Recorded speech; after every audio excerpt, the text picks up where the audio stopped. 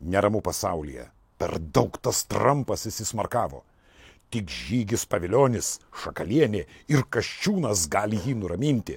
O jeigu nenurims, sutvarkys rinkimus demokratų naudai. 69% amerikiečių mano, kad Rusija įsiveržė į Rusiją ir agresija Rusija įsiveržė į Ukrainą. Tai aš noriu priminti mūsų myliems respublikonams, kad jūsų dauguma senate yra labai maža, 3 senatoriai, o atstovų rūmose taip pat istoriškai mažiausia. Artėja rinkimai.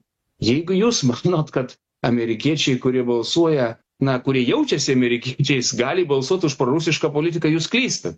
Mes pakelsime visus. Ir dabar tam ir esam Vašingtone.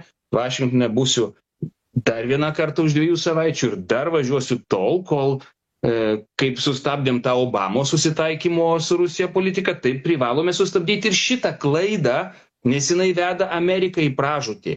Žygis galingas, drebėkit amerikonai, pakels visus prieš Trumpą ir dar pasaulio stygas suderins ir sutvarkys. Todėl mums reikia suderinti stygas tarp Vašingtono, tarp Ukrainos, kiek įmanoma nukirpti visas stygas tarp Rusijos ir Vašingtono ir tada galėsim gyventi ramiai.